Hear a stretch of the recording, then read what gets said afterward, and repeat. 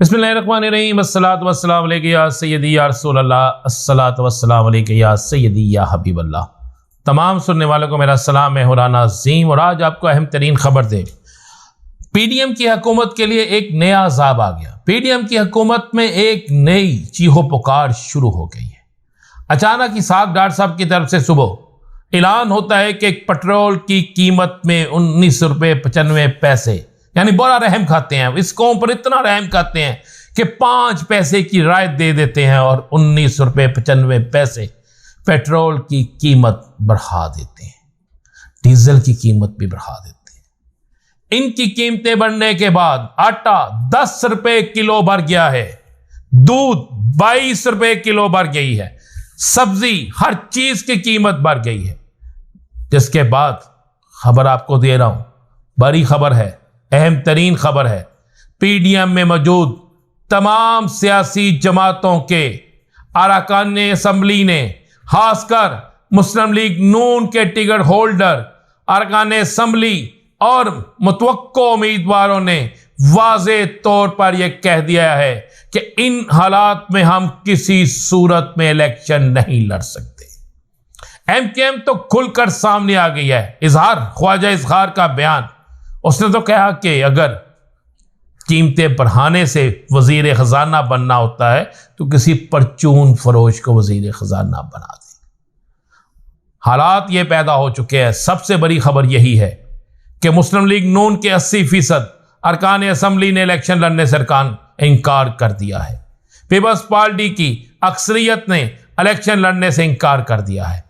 MQM की अक्सरियत ने इलेक्शन लड़ने से इनकार कर दिया है। मौलाना फजलुर रहमान की जमात के अंदर चीखो पुकार मच गई है। उनकी जमात के लोग ये सवाल कर रहे हैं कि मौलाना साहब, आप मार्च करते थे, महंगाई मार्च, इलेक्शन में कुछ अरसा रह गया है, हुकूमत अलविदाई तकरीबात कर रही है, हुकूमत के जाने में 8 से 9 दिन रह गए हैं। इस दौरान में किस हैसियत से पेट्रोल और डीजल की कीमत बढ़ाई गई?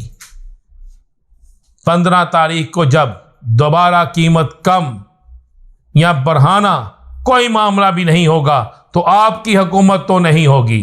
अगर कीमत कम होगी तो क्रेडिट किसी और को जाएगा, अगर कीमत ज्यादा होगी तो फिर भी गालियां, फिर भी बद्दुआएं, फिर भी वोट बैंक खराब आप लोगों का होगा। जिसके बाद हुकूमती हलकों के अंदर एक ऐसा तूफान बरपा है कि अब हुकूमती अरकान असम्बली जो है उन्होंने अपने खात खड़े कर दिए हैं और वाज़े तौर पर इलेक्शन लड़ने से इनकार कर दिया है।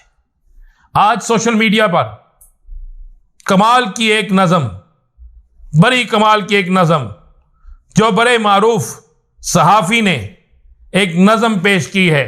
पहले आपको वो नज़म सुनाते हैं। ये नज़म उस सहाफ़ी की नहीं बल्कि पाकिस्तानी अवाम की तर्जमानी है।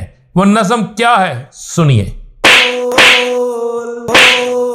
इसहाक डार तू दिता सारी कौम नू रोल, महंगी बिजली ते कर दिता महंगा पेट्रोल। इसहाक डार तू दिता सारी कौम नू रोल। शहबाज शरीफ ने सी वादा किता अवाम नू दिता रोल, महंगी बिजली ते कर दिता महंगा पेट्रोल। इसहाक डार तू दिता सारी कौम नू रोल। बिजली आटा चीनी महंगी कुछ नहीं बचा हो, महंगी बिजली ते कर दिता महंगा पेट्रोल। इसहाक डार तू दिता सारी कौम नू रोल। बिजली दा बिल जमा करावा या पवावा पेट्रोल।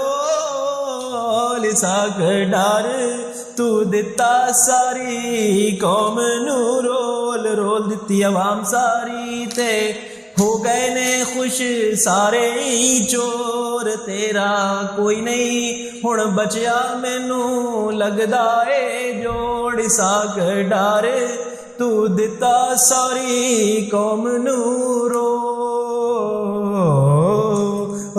रोल। आपने सुन ली, इसमें किस तरीके से लोग बद्दुआएं दे रहे हैं, किस तरीके से लोग पेट्रोल बिजली की कीमतें बढ़ने पर सरापा एहतजाज हैं।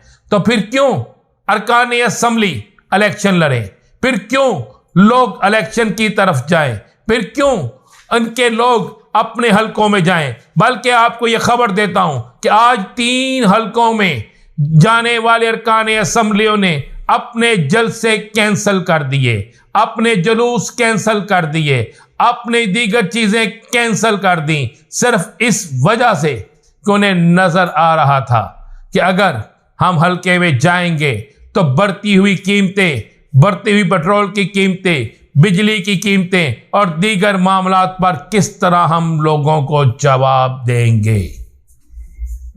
आज लोग चीख रहे हैं। बिजली के बिल, शायद कोई खुशकिस्मत इंसान हो जिसका बिल 15,000 से कम आया हो, शायद कोई ऐसा शख्स हो जिसका बिल इतना कम आया हो कि जो वो अदा कर सके। हालात ये हो गए हैं। इन हालात को देखते हुए पीडीएम की शिकस्त वाज़े हो गई है। पीडीएम ना आइंदा इलेक्शन में जीत सकती है और ना ही आइंदा के इलेक्शन में पीडीएम जीतेगी। अब चाहे ये मियां नवाज शरीफ को बुला ले, अब चाहे ये मियां शहबाज शरीफ को बुला ले दोबारा इक्तदार के लिए, अब चाहे ये दूध की नहरें बहा दें, अब इनके पल्ले कुछ नहीं है। अब अगली खबर आपको देता हूं। एक दफा फिर कप्तान बच गया। आज मुस्लिम लीग नून, पीपल्स पार्टी, मौलाना फजलुर रहमान और दीगर सियासी जमातें जो हुकूमत के अंदर हैं, उनको आज उम्मीद थी कि कप्तान के खिलाफ आज फैसला आ जाएगा। लेकिन कप्तान ने भी एक ऐसी गेम खेली, एक ऐसी इनिंग्स खेली कि वो फैसला रुक गया, फैसला ना आ सका। आज वो तमाम सवालात के जवाबात दे दिए गए और एक हक होता है 342B में कि आप अपने दिफा में भी बाकायदा कह सकते हैं कि ये गवाह बुलाया जाए और पाबंद होती है अदालत उस गवाह को बुलाने की, और आज वो भी कर दिया गया। कल का दिन बड़ा अहम है, कल बड़े अहम केसेस के फैसले भी आ रहे हैं, जिसमें इस केस का फैसला भी मौजूद है। अब आपको खबर एक और देते हैं। हफीज शेख को पाकिस्तान बुला लिया गया है। हफीज शेख को बुला लिया गया है। हफीज शेख साहब पहुंच चुके हैं या पहुंचने वाले हैं और ज़राए कहते हैं कि उनकी अहम तरीन मुलाकातें शुरू हो गई हैं। अब इसका मतलब है कि हफीज शेख को कोई अहम तरीन जिम्मेदारी दी जा रही है। चौधरी निसार के हवाले से जो अफवाहें गर्दिश कर रही थी, खुद चौधरी निसार ने इस मामले पे वाज़े तौर पर माजरत और तरदीद कर दी है कि मेरा ना तो इस मामले में नाम है और ना ही मैंने इस मामले में किसी को कहा है और ना मैं इसके लिए तैयार हूं। मैं अपनी सियासत करूंगा, मेरा बेटा सियासत में आगे आएगा, मैं अपने बेटे को इलेक्शन लड़ाऊंगा। जबकि दूसरी तरफ मियां नवाज शरीफ की वतन वापसी भी फाइनल हो गई है। नवाज शरीफ किस दिन वतन वापस आ रहे हैं ये चीज़ें भी आपके सामने आ जाएंगी, लेकिन उनकी वतन वापसी फाइनल हो चुकी है। उनकी वतन वापसी के हवाले से अहम तरीन चीज़ें जल्द सामने आने वाली हैं। मरियम नवाज शरीफ की खामोशी, मरियम नवाज शरीफ कहाँ हैं? मरियम नवाज शरीफ मीडिया के सामने क्यों नहीं आ रही? और एक अहम तरीन ज़राए कहते हैं कि एक अहम तरीन टूर, एक अहम तरीन शख्सियत का इटली का हुआ है। इटली में किसी से मुलाकात हुई है, वहां पर कुछ मामलात पर बात हुई है और उन मामलात पर बात के बाद कुछ चीज़ें खामोशी की तरफ गई हैं। वो क्या हो सकती हैं और वो कौन हो सकता है? इसके पीछे क्या वजूहात हो सकती हैं?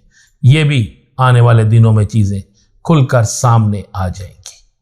बिलावल भुट्टो जरदारी का आज का बयान भी बड़ा सख्त तरीन बयान है और आज के बयान में जो उन्होंने कहा है उसके बाद शायद पाकिस्तान को अपनी पॉलिसी में एक बड़ी तब्दीली लाना पड़ेगी। शायद तब्दीली ला चुके हों। लेकिन एक चीज़ मैं आपको बताता चलूँ, जिस दिन हुकूमत ख़त्म होगी उसके बाद 23